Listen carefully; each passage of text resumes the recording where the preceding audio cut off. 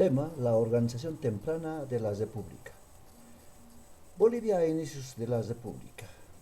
Repasemos un poco revisando a un personaje muy importante en este periodo, Joseph Pentland. En 1826 el viajero Joseph Pentland recorrió Bolivia. Su informe nos permite conocer algunos datos sobre la situación del país al momento de su independencia, con relación a su población y a su economía. ¿Quién era Joseph Pentland? Primero, él dice que nació en Irlanda en 1797. Estudió casi todo: mineralogía, química, geografía, en la Universidad de París. En 1822 es nombrado secretario del Consulado General de Su Majestad Británica en el Perú. Realiza exploraciones de la cordillera de los Andes y hace las primeras mediciones de las alturas de varios picos de la región. Asimismo, en 1826 es comisionado por el cónsul británico en Lima, por Charles Ricketts, para elaborar el informe sobre Bolivia. Entonces, en Bolivia estudia el país, observa a sus habitantes, analiza la producción de sus minas y manufacturas, critica el desenvolvimiento del comercio interior-exterior, sus instituciones religiosas y militares, pero también estudia la flora, fauna, silvestres, todo de Bolivia. En Bolivia ejerció las funciones de cónsul general durante el periodo de la Confederación Perú-Boliviana entre 1836 al 38. Ahora que repasamos un poco, este señor muere también en Londres en 1873. A ver, ¿qué nos deja de saldo este informe? Primero, dice que la población boliviana al momento de la fundación era, ¿cuánto? 1.100.000 a 1.200.000 habitantes. De estas, la mayoría eran campesinos, es decir, 75% indígenas, 200.000 criollos, 100.000 mestizos y solo 70.000 africanos. ¿Cómo estaba distribuida la población? En una población mayoritariamente rural, era la mayor parte que la urbana. Las principales ciudades de entonces eran La Paz, Cochabamba, La Plata, hoy Sucre, Potosí, Santa Cruz, Oruro. Ahí estamos con sus habitantes.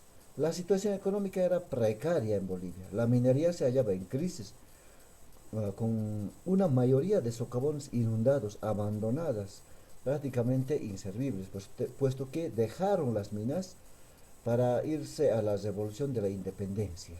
Por lo tanto, estaban abandonadas, inundadas. La producción textil y el comercio habían perdido,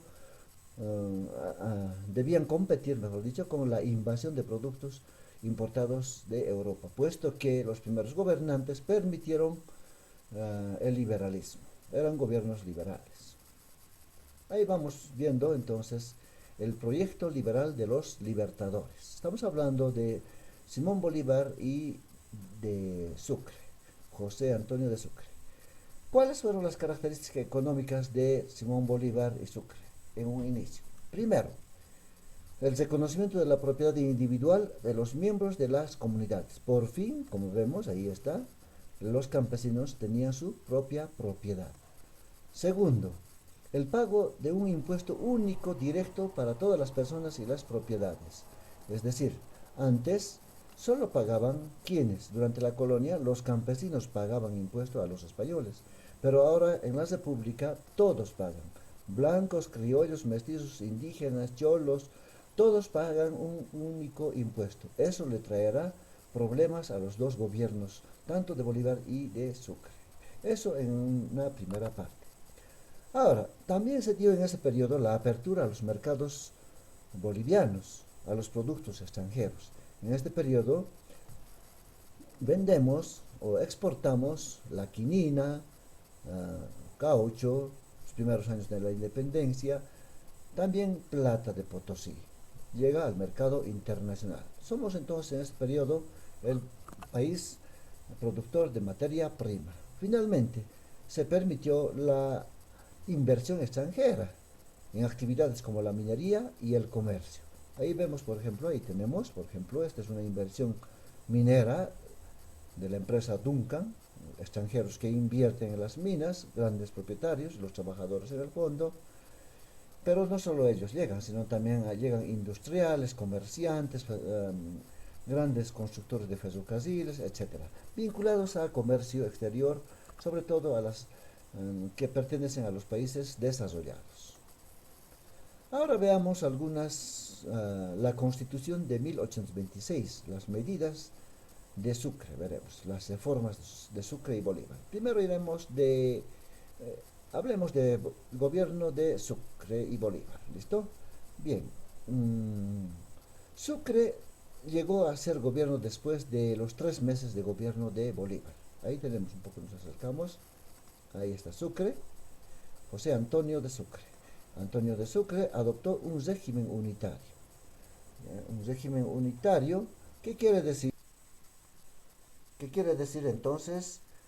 Donde los representantes lo eran de la nación de su conjunto. Es decir, un presidente que los representa a todos. Además se habla de la división de poderes. La división de poderes como el poder legislativo, el poder ejecutivo, judicial y electoral por separado. Los primeros presidentes eran de presidencia vitalicia, de por vida. Sucre y Bolívar deberían gobernar hasta su muerte, pero no fue así. Gobernaron muy poco tiempo. En el caso de Bolívar, como les dije, solo 3 meses. Por otra parte, la sociedad se dividió en dos. En otras palabras, se determinó una distinción entre ciudadanos que tenían derechos civiles y políticos, o sea, los que viven en las ciudades, ciudadanos, y los bolivianos, que no tenían esos derechos, no sabían leer ni escribir, no tenían participación política. Finalmente, se reconoce al catolicismo como la religión oficial de Bolivia. Fueron las primeras medidas de Sucre. ¿Listo? Ahora, Sucre tampoco que se quedó mucho tiempo, ¿no? En 1936 prácticamente ya tenemos un nuevo gobierno, y en este caso es el gobierno de Andrés de Santa Cruz. Andrés de Santa Cruz y sus medidas. Veamos uno por uno, explicamos. Por ejemplo, aquí tenemos la reforma eclesiástica. ¿Ya? Por ejemplo, redujo el número de conventos y monasterios. ¿Ya? Aquí vamos a ver un poco, aquí está. Este, por ejemplo, es la parroquia de Santo Domingo, hoy en Cochabamba. Todavía existe, funciona, hay misas. Al lado está el Colegio Avaroa. Antes toda esta cuadra, toda esta sección era uno de los monasterios de los dominicanos que fue confiscado por el gobierno de Andrés de Santa Cruz, la cual se convertirá entonces en instituciones públicas en bien del Estado. ¿Ya? En otras palabras, los bienes de la iglesia fueron confiscados y se utilizaron para la instalación de cuarteles o centros educativos. Por otro, la reforma educativa. ¿Ya? La reforma educativa promovió la educación fiscal y buscó mejorar el sistema de enseñanza. Para eso buscaron entonces un modelo extranjero. Bolívar invitó a su tío para que impulsara la reforma educativa. Tenemos también la reforma del régimen fiscal. Intentó suprimir el tributo indígena y sustituir por un impuesto único, como hace rato decíamos, ¿no? En la anterior diapositiva, que todos paguen impuestos. ¿Listo? Eso le trae problemas. Como ya se dijo, estas reformas, todas estas 3 reformas y las anteriores, tanto de Sucre y de Andrés de Santa Cruz, fueron suprimidas luego tras la salida de Sucre. ¿Listo? Vamos a revisar esta parte del tema posteriormente. ¿Qué más queremos? Aquí tenemos al mismo tiempo, vamos a ver, ahí tenemos nuestro mapita, nuestro primer mapa de Bolivia. Vamos a agrandarlo un poquito. Ya, ahí está nuestro primer mapa de Bolivia con los 5 primeros departamentos. No se olviden, Bolivia nació con 2.363.000 769 kilómetros cuadrados. Así nació la vida independiente, con una amplia salida al Océano Pacífico. ¿Cuáles eran los primeros departamentos?